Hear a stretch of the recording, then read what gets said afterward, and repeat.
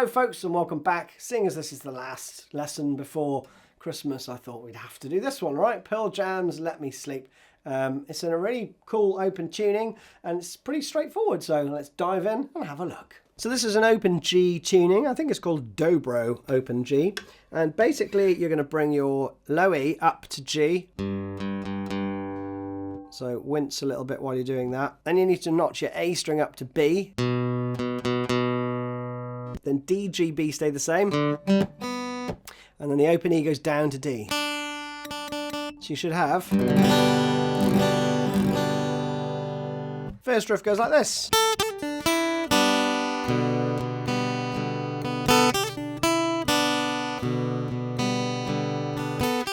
Alright, so that's the first bit.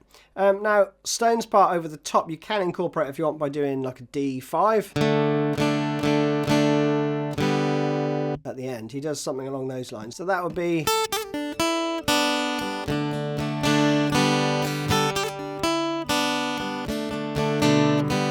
But, you know, keep it loose, don't worry too much about it. The bit that you want to nail is this triplet hammer on and pull off. So you're going to play the 7th fret on the top D as it now is, and you're going to play... You're going to do a hammer on, a pull off, and a pull off, okay?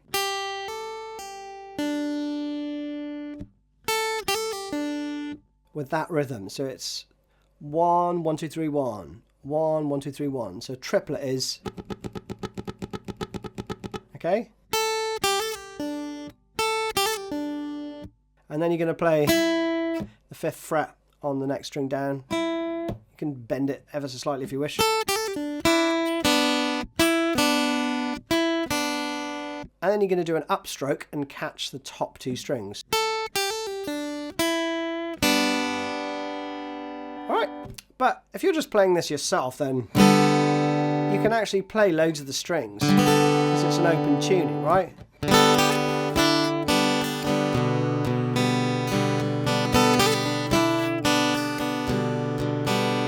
You know, so you can just strum away with no fingers pressed on any of their frets. So one more time slowly. And then the next part, Mike just basically plays something along those lines. That's at least what he's doing live. Think of it like a bass drum and a snare. You're going to play... Okay?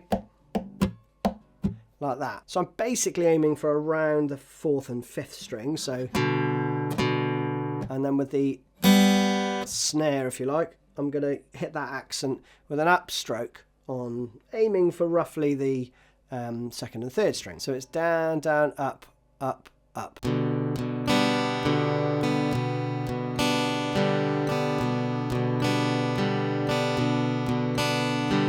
So really exaggerated, it would be... Alright, pretty straightforward.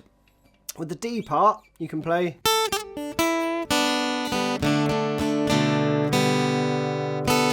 And again, hit a load of other strings if you want.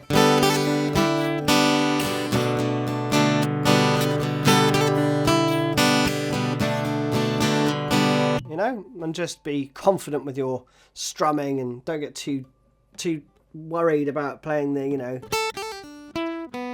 everything exactly right, because it's a bit of a fun tune at the end of the day. So that's the first riff as well, right, and the intro. You play that when the singing comes in. You play that bit, play that 6 times, and at the end of the verse you go up to the 12th fret and you do the same motif. But you go to the 12th fret and the open E. You stay there and then you just do that rhythmic picking, right?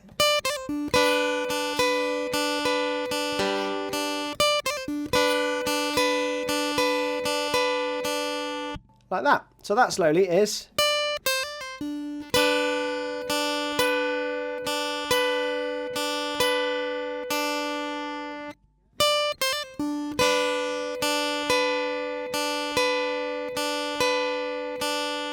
And you play that round twice, so that's your 8 measures of the verse, and then going into the chorus, it actually does an extra bar of 2/4. I don't know if they do that live, actually, they might do, but it's you go into that chord then, right? Chorus is essentially just 2 chords.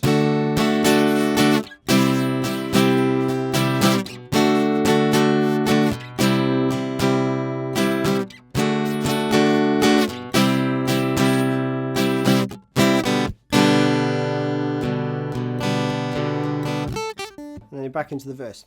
So that is super simple, but the thing that will catch you out is the 2/4 bit leading into the chorus, and also the first part of the chorus is on the 2 and, sorry. So you're going to play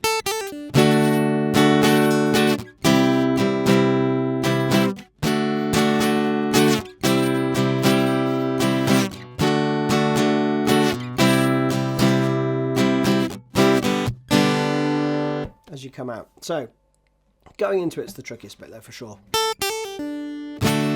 Now I'm hitting my thumb over the top there, leaving out the A string, and then I've got my first finger flattened on the 7th fret, right?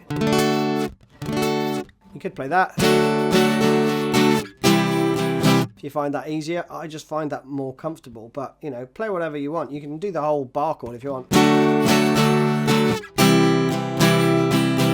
I mean, it does sound a bit fuller, really, if anything, but I'm going to play it this way. So that's what you would do if you're playing the full bar chord.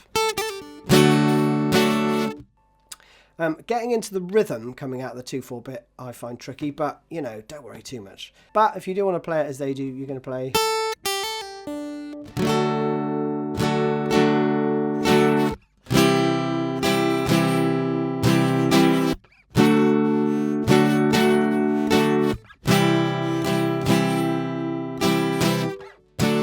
Alright, so that goes around 3 times though, between those 2 chords. This is the bit you want to get into your head for the transition.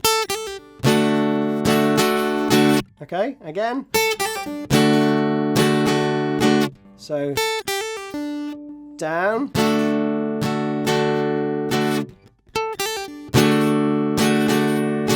Then you change, and again you're changing on the 4 and.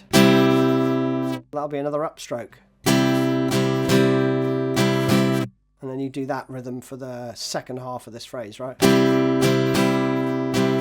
So up, up, down, up, down. One more time.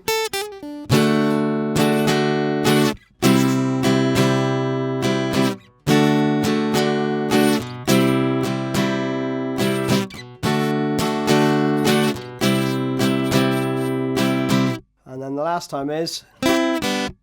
you just play the 5th fret, and then I aim for like 2, 3 and 4 as the open 2, right? So like that. And then you've got the middle 8 part. This is pretty much the last new thing you need to learn before the outro. And you've got the same motif played, but with a little subtle variation. It goes like this.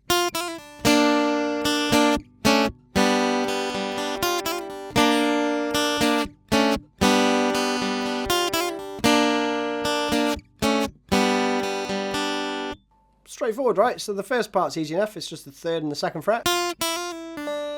Same motif as before, but this time play the 3rd frets on the 2nd and 3rd string,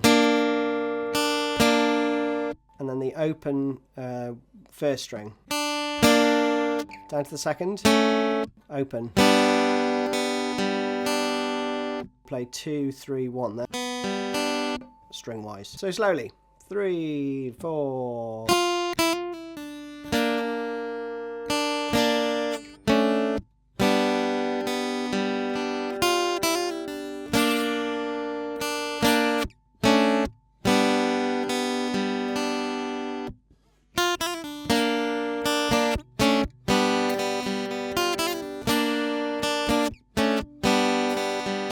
And that's it, the outro is just the 12th fret again.